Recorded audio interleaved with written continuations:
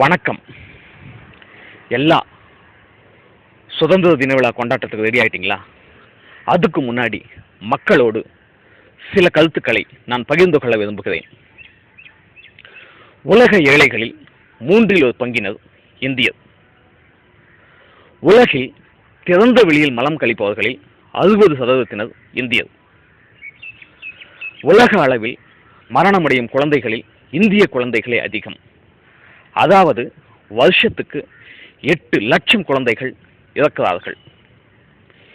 இதுபோக சரியான சிகிச்சை கிடைக்காமல் இறக்கும் இதய நோயாளிகள், புற்றுநோயாளிகள், தொற்று நோயாளிகள் என மொத்தம் பார்த்தோம்னா 15 லட்சத்தை தாண்டும்.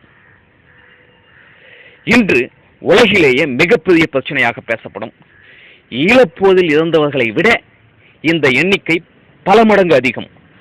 ஆனாலும் இதை பற்றி எவனும் பேசுவதே கிடையாது. இதுபோக சோற்றுக்கு வழி இல்லாமல் பல லட்சம் பேர் பிச்சை எடுக்கிறார்கள். சோற்றுக்கு வழி இல்லாமல் பல லட்சம் பேர் விபச்சாரத்தில் ஈடுபடுகிறார்கள். நாடு இந்த நிலையில் இருக்கும்போது நமக்கு சுதந்திர தின விழா கொண்டாட்டங்கள் தேவையா? அதுவும் பல கோடிகள் செலவில். உங்களுக்கெல்லாம் வெக்கம், மானம், சூடு, சுரணை ஏதாவது இருந்தா இந்த சுதந்திர தின விழாவை எவனும் கொண்டாடக்கூடாது. இந்த பிரச்சனைகளுக்கு தீர்வு காண வேண்டும். மருத்துவத்தை மேம்படுத்த வேண்டும். மருத்துவத்தை மேம்படுத்தினால் உயிரிழப்புகளை தடுக்கலாம். மருத்துவ செலவுகளை கட்டுப்படுத்தினால் மக்கள் ஏழைகளாவதை தடுக்கலாம். இந்தியாவின் மொத்த மக்கள் தொகையில் 31% பேருக்கும் அதிகமானோர் மருத்துவ சிகிச்சைக்காக சொத்துக்களை விற்று கடனாளி ஆகின்றனர். இது நான் சொன்னது அல்ல. ராமச்சந்திரா பல்கலைக்கழகத்தின் 18வது பட்டமளிப்பு விழாவில் கலந்து கொண்ட மத்திய மனிதவள மேம்பாட்டு துணை இணை அமைச்சர் சசிதரூர் சொன்ன வார்த்தைகள் இவை. தகுதியற்ற மருத்துவர்களையோ, தகுதியற்ற செவிலியர்களையோ, தகுதியற்ற டெக்னீஷியன்களையோ வேலைக்கு அமர்த்துவது சட்டப்படி குற்றம் என அறிவிக்கப்பட வேண்டும். காரணம், சென்னையில் பெரும்பாலான மருத்துவமனைகளில் MBBS மற்றும் MD படித்தவர்களை வேலைக்கு வைத்துக் கொண்டால் அதிக சம்பளம் கொடுக்க வேண்டியிருக்கும் என்பதால் ஹோமியோபதி, சித்தா, ஆயுர்வேதா படித்தவர்களை வைத்துக்கொண்டு அலோபதி சிகிச்சை அளித்துக் கொண்டிருக்கிறார்கள். அதேபோல் படித்த செவிலியர்களையும் படித்த டெக்னீஷியன்களையும் வேலைக்கு வைத்துக் கொண்டால் அதிக சம்பளம் கொடுக்க வேண்டியிருக்கும் என்பதால் படிக்காத தகுதியற்றவர்களை வைத்துக்கொண்டு சிகிச்சை அளித்துக் கொண்டிருக்கிறார்கள். கண்டிப்பாக இவர்களால் மக்களை காப்பாற்ற முடியாது. இப்போது நீங்கள் பார்ப்பது எய்ம்ஸ் மருத்துவமனையில் நடக்கும் கொடுமை.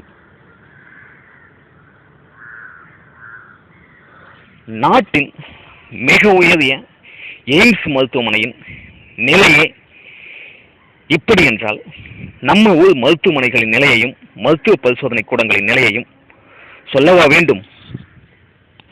அறுவை சிகிச்சைகளை முறைப்படுத்த வேண்டும். எந்த அறுவை சிகிச்சை நிபுணர் எந்த அறுவை சிகிச்சையை மேற்கொள்கிறார், எதற்காக மேற்கொள்கிறார், எங்கு மேற்கொள்கிறார், அதற்கு எவ்வளவு கட்டணம் வசூலிக்கிறார் என்ற கேள்விகளுக்கெல்லாம் பதிலே கிடையாது.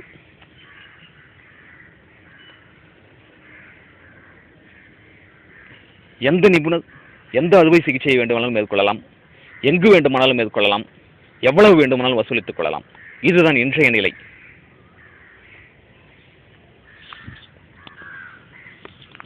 மருந்துகளை பரிந்துரைக்கவோ, மருத்துவ பரிசோதனைகளை பரிந்துரைக்கவோ கமிஷன் கொடுப்பது சட்டப்படி குற்றம் என அறிவிக்கப்பட வேண்டும். இதன் மூலம் தேவையற்ற மருத்துவ பரிசோதனைகளை தடுக்கலாம். பிறகு அந்தந்த துறை சம்பந்தப்பட்ட பரிசோதனைகளை அந்தந்த துறை சம்பந்தப்பட்ட மருத்துவர்கள் மட்டுமே பரிந்துரைக்க வேண்டும் என அறிவிக்கப்பட வேண்டும். For example, CD chest physician தான் பரிந்துரைக்க வேண்டும். சிடி KUB யூராலஜிஸ்ட் தான் பரிந்துரைக்க வேண்டும். MRI ஸ்பைன் ஆர்த்தோ தான் பரிந்துரைக்க வேண்டும்.